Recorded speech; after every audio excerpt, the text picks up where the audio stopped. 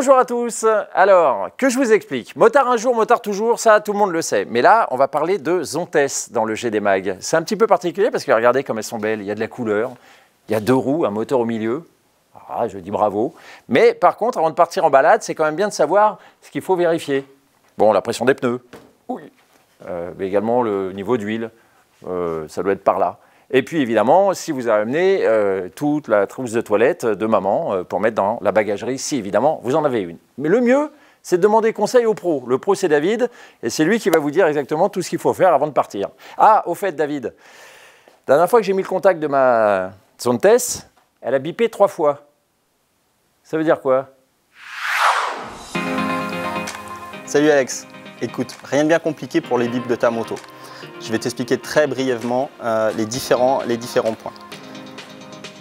Au moment d'allumer ton véhicule, si tu entends un seul bip et que le tableau de bord ne se met pas en route, c'est que tout simplement tu n'as pas les clés sur toi, tu t'es trompé de bouton ou tu n'as plus de pile dans la télécommande.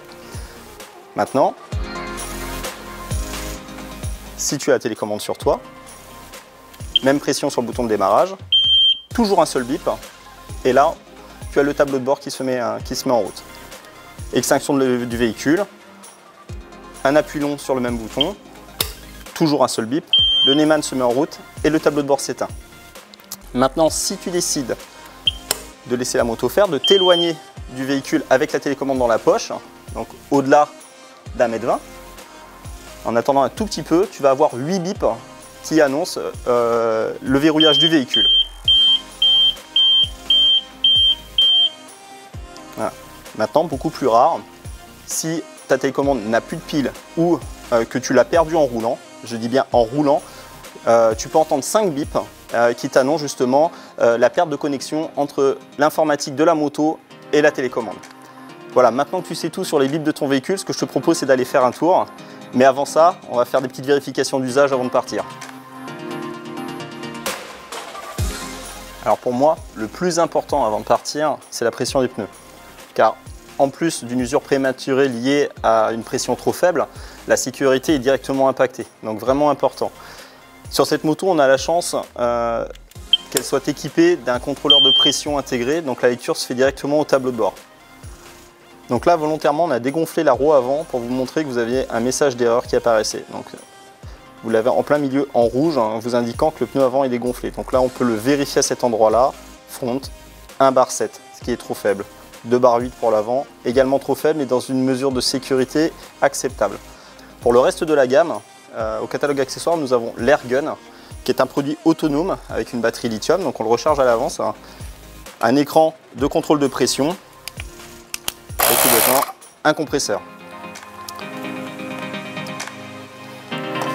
Également, vous avez les niveaux à faire.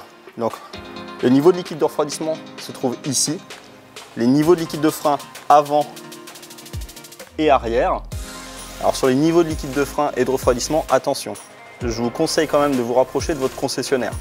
Le niveau de liquide de refroidissement baisse rarement sans raison et le liquide de frein, lui, va suivre l'usure de vos plaquettes. C'est un très bon indicateur. Un niveau trop bas avant de faire la balade ou passer directement chez votre concessionnaire pour qu'il vous sécurise à ce niveau-là. Sur ce véhicule, le niveau d'huile se trouve ici et c'est une jauge. Donc, il faut la desserrer, l'essuyer et la reposer. Comme je suis sur une béquille de stand, la roue arrière est légèrement levée, il faudra le prendre en considération, le niveau sera un petit peu en dessous du maximum. Vous avez également la tension de chaîne à vérifier, donc son graissage et sa tension. Là, la valise me gêne, je vais la retirer pour que ce soit plus simple.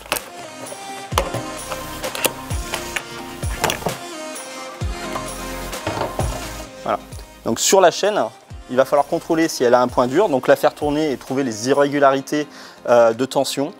Sur la T2, la flèche de la chaîne doit être entre 1,8 cm et 2,5 cm.